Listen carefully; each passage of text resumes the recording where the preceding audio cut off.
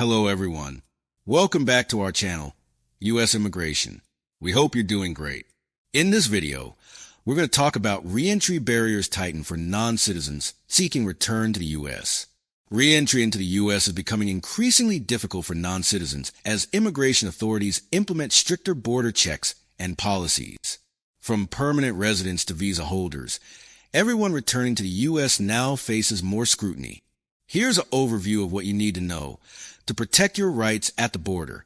If you are interested in this topic, please pay attention and watch the video through to the end to get all the information. Please hit like and subscribe.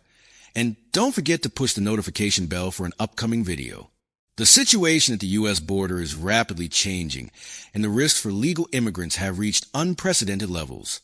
Individuals holding green cards, visas, or pending immigration cases now face serious uncertainties when traveling abroad. Even brief trips can result in unexpected consequences. Valid status no longer guarantees safe return. In recent months, multiple alarming incidents have emerged involving individuals with valid immigration status being denied re-entry into the United States. These include lawful permanent residents, green card holders, visa holders, and applicants with pending immigration petitions. While border scrutiny is nothing new, it is no longer limited to undocumented immigrants. Increasingly, those who have followed legal processes are being subjected to harsh and inconsistent enforcement actions. Green card holder deported after traveling abroad. In one especially shocking case, a lawful permanent resident was deported after traveling internationally. This is a rare and disturbing development because green card holders have historically had the right to re-enter the U.S. after temporary travel abroad. The deportation occurred despite the individual's valid permanent resident status, underscoring how unpredictable and discretionary current enforcement actions have become. Who should be concerned? If you're a non-citizen residing in the United States, you need to exercise extreme caution when considering travel. Those particularly at risk include green card holders, H-1B visa holders, F-1 visa students, individuals with pending green card or asylum applications, those with advanced parole or refugee travel documents. Even with valid immigration documents, re-entry is no longer guaranteed. Decisions are increasingly made at the discretion of individual CBP officers, and the outcomes can vary drastically from one port of entry to another. Why you should think twice before traveling. The hard truth is that unless you are a U.S. citizen, your right to return to the United States is not guaranteed. As Senator Marco Rubio recently noted, there is no constitutional or legal right to a visa or re-entry for non-citizens. The executive branch has broad discretion over who may enter or re-enter the country, and current trends show that discretion is being used more aggressively than ever. Inconsistent enforcement creates uncertainty. Another troubling factor is the inconsistent way in which rules are being applied. While one CBP officer may approve re-entry without issue, another may detain or deny someone with identical documents. This inconsistency adds a level of unpredictability and legal jeopardy that leaves many non-citizens in limbo, even when they've done everything by the book. The invisible wall, a psychological and legal trap. What we're seeing is the emergence of an invisible wall around the United States. It's not a physical barrier, but a bureaucratic one that effectively traps non-citizens inside the country. Leaving the U.S., even for emergencies or short-term visits, could mean being stuck abroad for months or even longer without clarity on when or if you'll be allowed to return. Systemic shift in immigration policy. This isn't just about stricter border policies. It marks a broader systemic transformation in U.S. immigration enforcement. The federal government is leveraging its vast executive authority to reshape who is permitted to enter the country and under what conditions. Past actions like the Muslim travel ban and current reentry denials are part of a long-term strategy to restrict legal immigration by increasing risk and uncertainty. What you should do right now to protect yourself, it's crucial to stay informed. Follow updates on border policy, litigation affecting immigration enforcement, and changes in CBP procedures. If you're not a U.S. citizen, the decision to leave even temporarily could have long-lasting consequences on your ability to return. Here's what you need to know about your rights when entering the U.S. Since Donald Trump returned to White House, He has carried out the hardline immigration policies he promised on the campaign trail. Trump's administration sent immigrants to Guantanamo Bay Naval Base in Cuba with little access to legal counsel and singled out 2 pro-Palestinian academics for deportation. The administration also failed to return El Salvador-destined deportation flights in potential violation of a court order.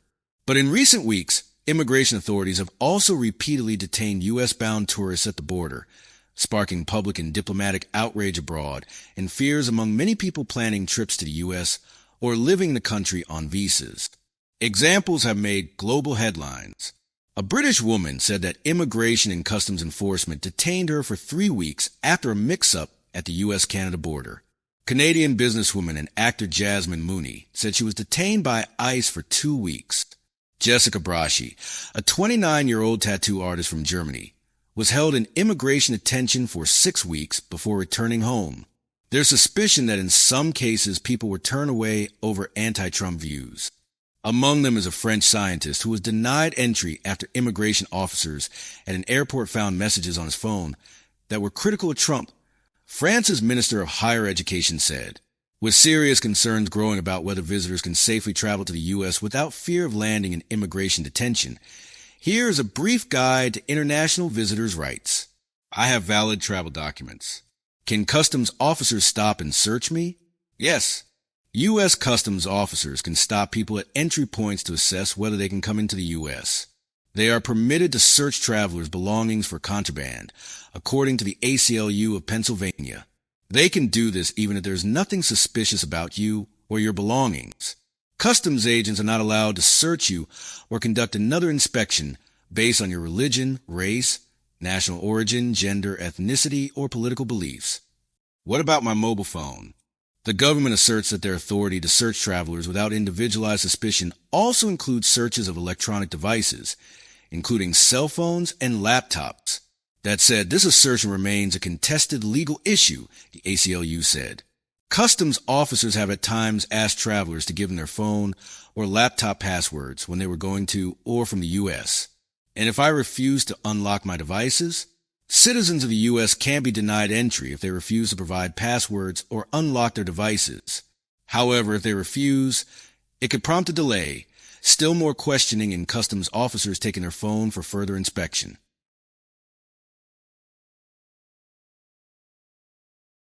This should also be true for U.S. lawful permanent residents who have been admitted to the U.S. before and maintain their immigration status, as their green cards can't be revoked without a hearing before an immigration judge. For visa holders and travelers from visa waiver countries, they are at risk of being denied entry if they refuse to unlock devices, the ACLU said. If your country is in the visa waiver program, can I enter? In general, the visa waiver program allows citizens of about 4 dozen countries to enter for up to 90 days without a visa for tourism or business. Citizens of the U.S., in turn, can travel up to 90 days in program countries. However, travelers from waiver program countries still need valid electronic system for travel authorization approval before they come here for at least 72 hours prior to getting on a flight. The New York Times explains. The tricky part is that you can't get an ESTA if you travel to certain places after specified times, such as Cuba after January 12, 2021. The Times said, without an ESTA, a tourist visa is necessary. You have an ESTA. Does that mean you can work? Visitors coming to the U.S. with an ESTA are prohibited from studying or engaging in permanent work. ESTA visitors also give up many rights, such as the right to fight deportation, meaning that persons traveling with an ESTA could wind up facing mandatory detention. The Times said, does a visa allow me to work? There are 3 types of visas for non-immigrant visitors to the U.S. There is a visitor visa allowing temporary entry for business purposes, a tourism visa, and a visa for business and travel. The 3 visas last as long as a decade, but visitors with these visas can stay a maximum of 6 months in the U.S. Among other things, visitors with these visas are not allowed to do permanent work or study, or engage in paid performances, according to the New York Times. Even if your documents are in order, that doesn't guarantee admission into the U.S. According to the Department of State, customs officials have authority to permit or deny admission to the United States. What happens if I'm detained? Civil rights advocates now suggest that visitors into the U.S., especially people who are not citizens, bring information to call an immigration lawyer or emergency contact if they encounter problems. So what rights do you actually have? Visitors to the U.S. do have the right to remain silent, but choosing to do so at an entry point could jeopardize entry.